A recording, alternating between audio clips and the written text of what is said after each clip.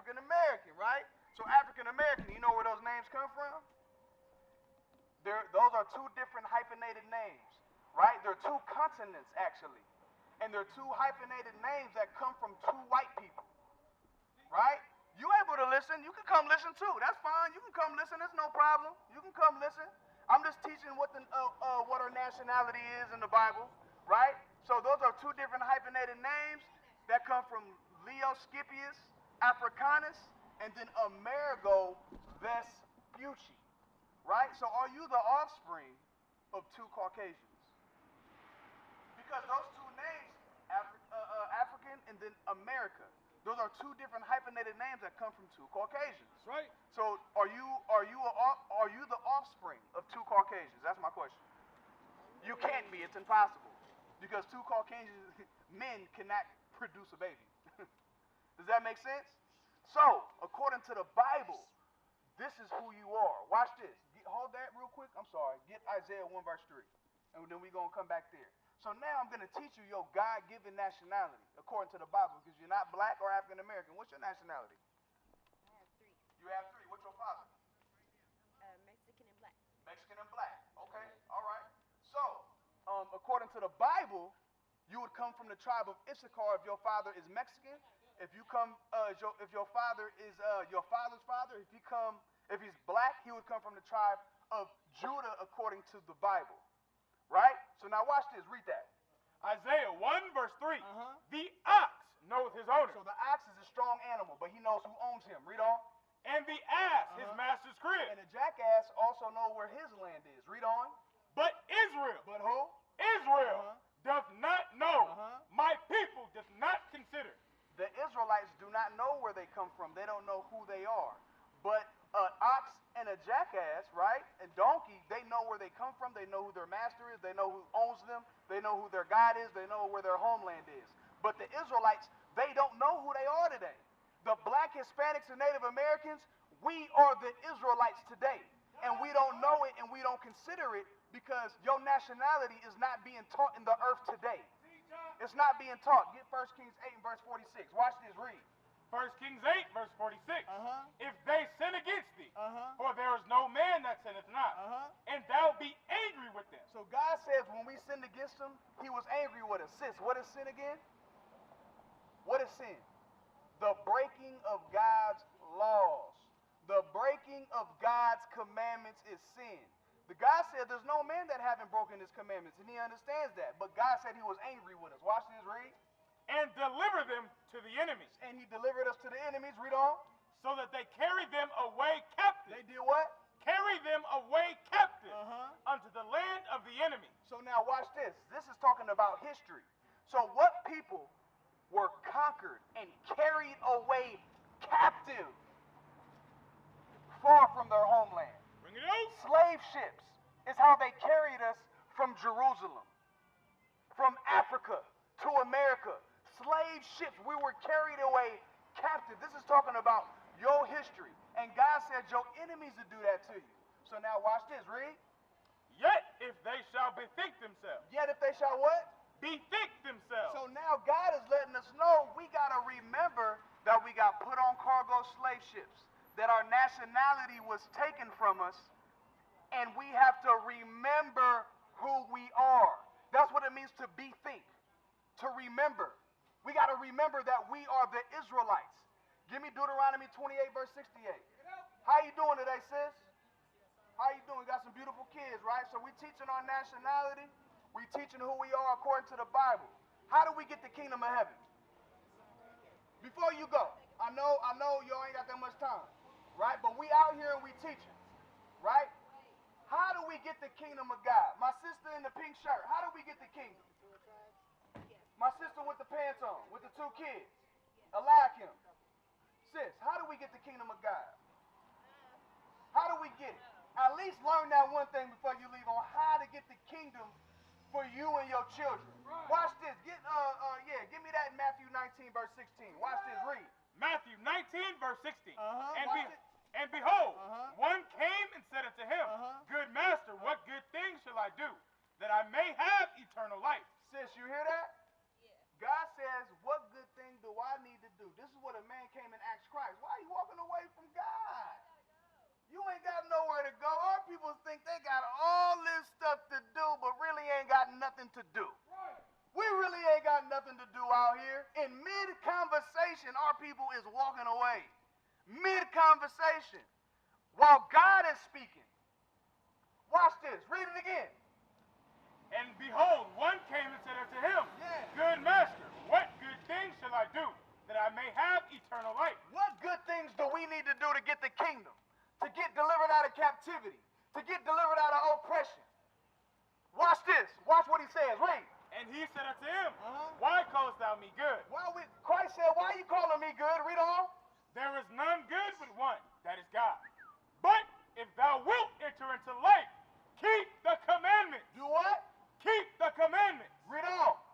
He saith unto him, which Jesus said, Thou shalt do no murder. So we're not supposed to be murdering each other out here. We're not supposed to be killing each other out here. We're not supposed to be having hatred for each other out here. We're not supposed to be committing abortions out here. But that's what we doing. We committing murders. That's what we doing out here. Give me Proverbs 13 and 18. Let's go there. How you doing today, my brother? I'm good, man. What's your name, bro? Calvin. Nice meeting you, brother. I'm Yamin. Right? So I got a question. Why do you think we go through this oppression out here? Why do you think we go through what we go through as a people? I know some of us do good for themselves on the individual level, but look at our communities. It look like trash. It look like garbage. Why do you think it look the way it does? Don't nobody care no more. Don't nobody care no more. That's a good answer. We've been living like this for a long time. So, for example, you standing in the flesh, right? Yes, sir. But when we see the things that's going on in our community, what's really going to bring forth that change? Bring it out. Togetherness. Yes. You You know, got to first change the way you think, most definitely. so it can change the spirit within inside of you. Does that make sense? Give me Proverbs 21 and 16. It got to be a transition, a transformation from the way you think. Because if you've been living in crap your whole life, you're going to think it's normal. If you've been smelling boo-boo your whole life, and to you it's cologne, you got to change the way you think. You got to change your environment. And the way you change is you got to be able to acknowledge that there's something wrong going on. There's something wrong. Watch this. Watch what God says. This is what he's talking about his people. Watch this. Read.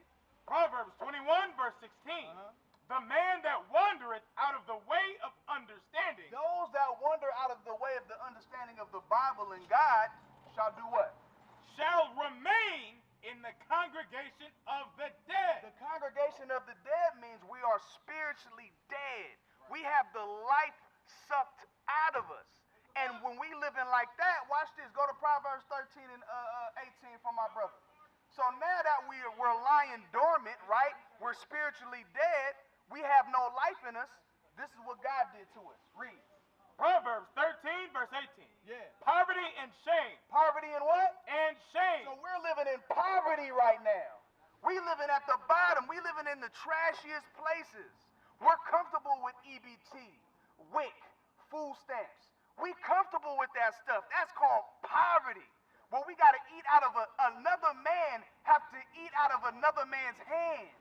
That's poverty. Poverty and what? And shame. And shame. That's a shameful thing. Why does that go on? Watch this. Read. Shall be to him that refuseth instruction. Man, we refuse God's instruction. That's why God says, okay, you want to refuse my instruction? I'm going to leave you to the white man to have to go to for everything now. Now your communities are going to be in shambles. Now you think you're going to be African American and Mexican. Diego, you really are Israelites according to the Bible, right? We God's chosen people. So how do we change from poverty and shame? Bring it out. God says we got to follow his instructions, right? And we got to understand that there's something wrong out here. Give me Ecclesiastes 7 and 7. Diego, this is for you. We are the same people. I want to give you two more scriptures. I want to give you this one and then one more. And yeah, I got you. I want to leave you with something. I want to leave you with some substance. Because we pointed out the problem. Now it's time for the solution. Right? Watch this. Because that's a glorious beard you got. That's a commandment that God gave us. God had a beard. Watch this. Read. Ecclesiastes 7:7. Yeah. Surely oppression maketh a wise man mad. Oppression is supposed to make you angry. It's supposed to cause you to unify with your people. Why? Because you know there's something wrong. So now you're gonna gather with your people in the community to say, look, we need to do better. These are the changes we need to make. And then God is gonna allow change to happen because his spirit through the scriptures is unifying the people, right? But we are the Israelites. We God's chosen people. We got to bring forth change in our community. Read that again. Surely oppression maketh a wise man mad. You being oppressed should piss you off. That's the point. Oppression don't piss us off no more because we comfortable. Read. And a gift destroyeth the heart. And a gift destroyed our heart. So I want to leave you with a commandment, right? Because we live in oppression, right? We live in oppression? Yeah, we do live in oppression. But a gift destroys our heart. I'm going to give you an example of a gift that destroys us. You celebrate Christmas? You celebrate Christmas. You don't celebrate Christmas. You Jehovah's Witness? Christian. You Christian, right? So you one of the first Christians I know that don't celebrate Christmas. So is Christmas biblical? No. It's not biblical. It's man-made tradition. Yes, sir. So is it a sin to celebrate Christmas? I don't think so. Okay. Jeremiah 10. Remember, we living in an oppressed place. So to live in an oppressed place,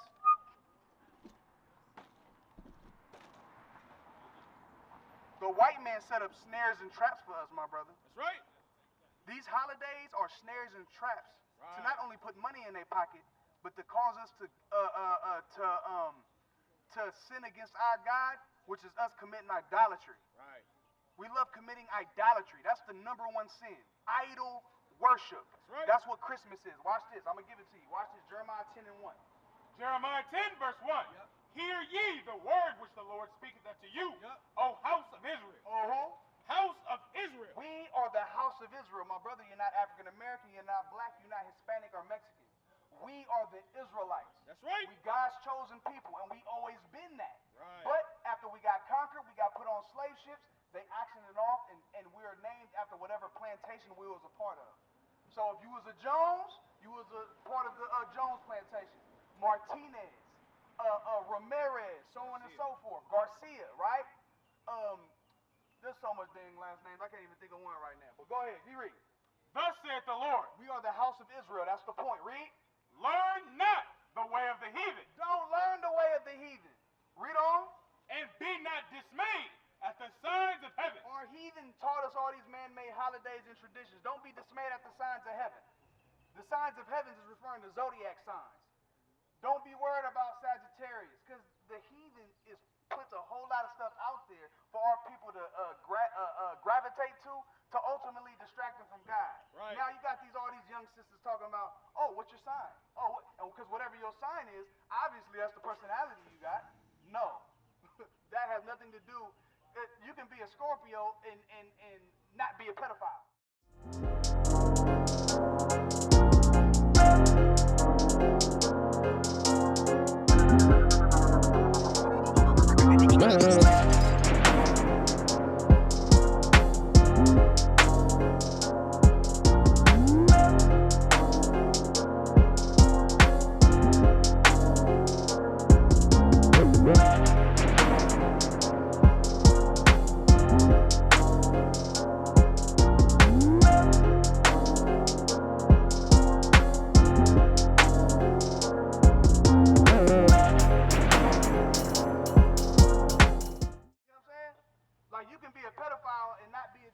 Sagittarius, whatever. You know, it's all about the spirits that you battle with inside. It has nothing to do with a sign. Watch this, read. For the heathen are dismayed at them. So the heathens are worried about the zodiac signs, the sun, moon, and stars, and the worship in them. The heathens are the other nations outside of the children of Israel, outside of the children of God. So white people, Asian people, those are not our people. Arabs, those are not our people. Right? They worship other gods and they worship the sun, moon, and the stars. God says, do not follow them. Watch, read. For the customs of the people are vain. So now he's going to give you a tradition that we celebrate that the heathen set up that we gravitate to. Watch this, read. For one cutteth a tree out of the forest. Read on. the work of the hands of the workmen. So now when you think about tradition today, a holiday or a holy day, a holiday, because it's really a holiday. A holy day is something holy and sanctified by God. A holiday is something that was set up by the people that oppress us, right? So one cut up a tree out of the forest with the hands of the workmen of the axe. Does this sound familiar already? Watch this, read. With the axe. They deck it with... What they do with the tree when they bring it in the house? They deck it with silver and with gold. Read on. They fasten it with nails and with hammers, that it move not. What holiday is that? That we cut a tree out of the forest, we bring it into the house, and we deck it with silver and with gold. And we put a stand around it that it doesn't move or fall over. That's talking about Christmas. That's right. That's talking about Christmas. The tree is idolatry bringing it into your house. Putting presents under it is idolatry. Think about when you walk up on a tree, right? A lot of our people don't do it today. They made us get their kids gifts. A lot of us don't do it, or of course we don't, but the people in the world that celebrate Christmas, they don't do the whole shebang no more, putting the gift under the tree, and then the children go bow down to the tree and pick up the gift, because that's really what they're doing. That's right. They worshiping another God. Right. That's what it is, idolatry. God doesn't give us that. So for today, I showed you the negative, and I showed you the sin that you're doing. What is today, my brother? What was your name again? Calvin. What is today? Have y'all heard about the Sabbath day? Yeah, the 7th day. Right, the 7th day is a day of rest, right? What do we rest from? See? They're not teaching us who we are in religion. They're not teaching us God's commandments in religion. Right. This is in the 10 commandments that we don't know. Am I blaming y'all? No, because we know our people ain't being taught right. That's why we got to teach you what's wrong and what we doing wrong and then what we doing right, or what we got to do to change and live right. You understand that? So now today is the Sabbath day. I want to give you a couple more scriptures, all right? On the Sabbath day on how to keep it holy. Is the Sabbath day on Sunday or Saturday? Sunday? What you say, Calvin? Friday. Okay. You right. It starts on Friday. But watch this. Let's get it. Exodus 20. Exodus 20, verse 8. Yep. Remember the Sabbath day to keep it holy. 6 days shalt thou labor and do all thy work. But the 7th day is the Sabbath day of the Lord. So the 7th day of the week, right? We know the first day of every week. We're not talking about the work week. We're talking about on your calendar. The first day of every week is what day? Sunday, right? So Sunday to Friday is how many days? 6. So the 7th day is the Sabbath day, which is Saturday. So Friday sundown to Saturday sundown is the Sabbath, because days don't start when the sun come up. The days start when the sun go down. That's right. That makes sense? That's why when you said Friday, brother, you're correct. Friday sundown to Saturday sundown is 1 day. Saturday sundown to Sunday sundown is 2 days. So on and so forth, all the way back to the first day, right? So now watch this. Read on. But the 7th day is the Sabbath of the Lord thy God. In it thou shalt not do any work. So now we're not supposed to be conducting no business on the Sabbath day. So if you got work, that's one thing we're supposed to be resting from, is work, business, paying bills. We're supposed to rest from that. We want to rest from the world. We're not supposed to be working today. And if you do happen to have to work on the Sabbath, you want to find your way out of that quick, right? So now watch this. Give me Nehemiah. Let's go. Nehemiah 10. Nehemiah 10:31. And if the people of the land bring ware or any victuals on the Sabbath day. So if the people of the land have any shops, vendors set up on the Sabbath day, right? That they sell ware and victuals, right? That's items, clothing, food, right? Where you can go shop. Read on. To sell. To what? To sell. On what day? On the Sabbath day. On the Sabbath day, which is today. Read on. That we would not buy it of them on the Sabbath. So we're not supposed to be buying or selling, conducting no business on the Sabbath day, because we're supposed to be resting from that. Think about it. God just want 1 day to connect with you, to start your week all over again, the first day of the week. His is the 7th day, the first day of the week. You had that boost to start off your week all over again the right way. So you want to rest from the world. This is a commandment. This is the way we're supposed to be serving God according to the Bible. But we don't do that because white man, he didn't set up the way how to, and he don't even, he said you can keep the Sabbath day any day. If it's not on Sunday, you can keep it any day. That's not biblical. it's the 7th day of the week. Right. Right? Which is Saturday. We ain't supposed to be buying and selling, right? Exodus 35 and 3. Exodus chapter 35, verse 3. Yep. Ye shall kindle no fire throughout your habitations upon the Sabbath day. So another Sabbath day commandment, we just ain't supposed to cook on the Sabbath day. We're not supposed to be doing no cooking. So if we can't do no cooking, does that mean we can't eat? What that mean? Well, no. No. We can eat on the Sabbath day. He just said you can't cook. Right. So what you think? What you think? Yeah, Exodus 16:23. Watch this. He's not saying that you just can't eat. He's just saying you can't cook. So now watch this. This is what that means. Watch this. Read. Exodus 16, verse 23. And he said unto them, this is that which the Lord has said. Tomorrow is the rest of the holy Sabbath. So this was on Friday. Tomorrow is the rest of the holy Sabbath day, right? Before that sun go down on Friday. Watch this. Read. Unto the Lord. Bake that which ye will bake today. Cook what you gonna cook today. Read on. And seed that ye will seed. That which remaineth over, lay up for you to be kept until the morning. Y'all see that? So now we're supposed to cook everything the day before. So if you want your cold chicken, your pizza, whatever, your spaghetti, whatever, right? Or you can eat fruits, you can eat chips, you can eat sandwiches, you can eat all of that. But God says He wants you to rest from having to have to clean the dishes. He wants to have you rest. I know I want to finish my point. It's all good, Calvin. It's all good. So Calvin, you an Israelite from the tribe of Judah. Okay. You an Israelite from you, and you God's chosen people, right? And to have a relationship with God, to connect with God, we got to keep the Sabbath day. That's right. Growing a beard, all praises. If you smoke weed, we're not supposed to smoke weed. You smoke weed? Good, all praises. So there's a lot of things that we're doing wrong that we have to change so we can connect with God. Right. Right? So you an Israelite according to the Bible. My brother right here. What's your father? He Mexican? El Salvadorian. So you come from the tribe. What do you identify with? El Salvadorian, right? So you come from the tribe of Zebulon. Okay. Oh, okay. So your mother comes from the tribe of Issachar, and your father will come from the tribe of Zebulon. Okay, that makes sense, right? What culture do you keep? More on your father's side or your mother's side?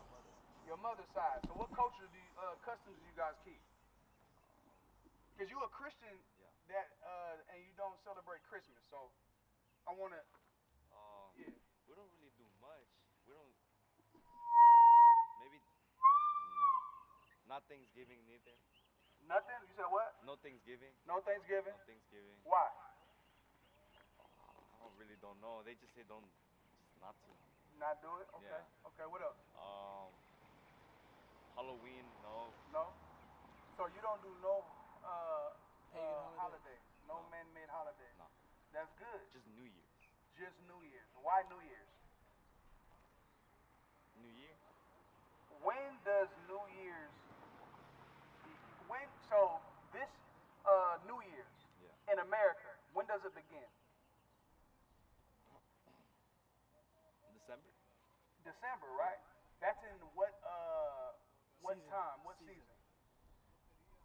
That's in the winter. It's winter. That's in the dead of winter, right? So according to God, when is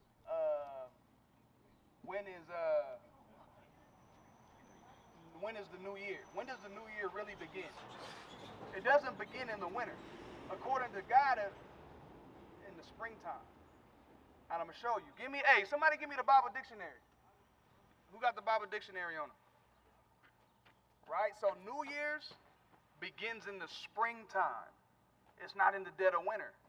But American tradition, because you at the last month of the year, here, A bib. yeah, a bib. Yep. So that's not, New Year's is not in the dead of winter. Think about it. The New Year's is in the springtime, where you go out there and pluck your fruit, where things is alive. Right. Right? Watch this, read that. A bib, read that. A bib, an ear of corn. The pre-exilic name for the first month of the year. Read it one more time. The pre-exilic name for the first month of the year. So the name is a bib. Abib, right? And it means the pre-exilic name for the first month of the year. Read on. It fell about the time of our march in early April. So March and early April is the springtime. That's really the new year. Right. And it's during the month of Abib. Does that make sense? Yeah. So now watch this. Get Exodus 12 and 3 real quick. Exodus chapter 12, verse 3. So God, that word Abib is in the Bible, and it'll let you know when the New Year's is. Watch this, read. Exodus 12, verse 2. This month shall be unto you the beginning of months. It shall be the first month of the year to you. So this month should be the first month of the year to you. So get Exodus 13 and verse 4.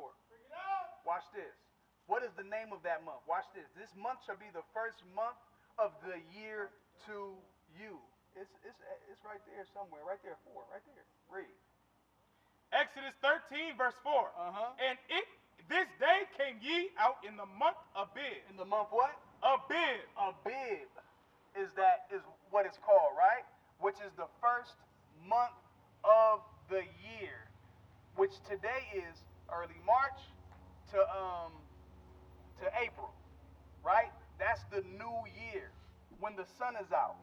The ear of corn. What time of the year, right, are you able to go pluck the corn up?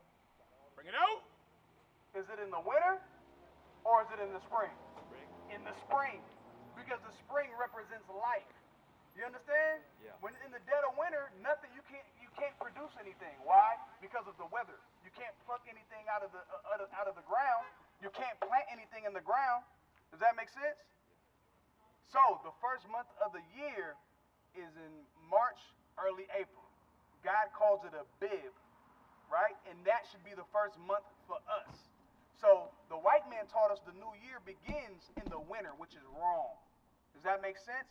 That's a tradition of man. So now what we are here to teach, bro, we are the Israelites. We God's chosen people. Do y'all go to church? Yeah. Okay. What do you learn in church? Discipline. Okay, discipline. What church you go to? Oh, it's a small church. Yeah, it's in Oakland. I don't know what it's called though. I Okay. forgot. Okay. Yeah. Okay, I got a question. Who are God's people in the Bible?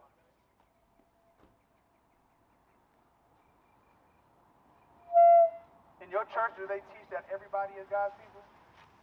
No, just the people that come to Just the people that come to him, right? Yeah. Okay, all right. Give me 1 John.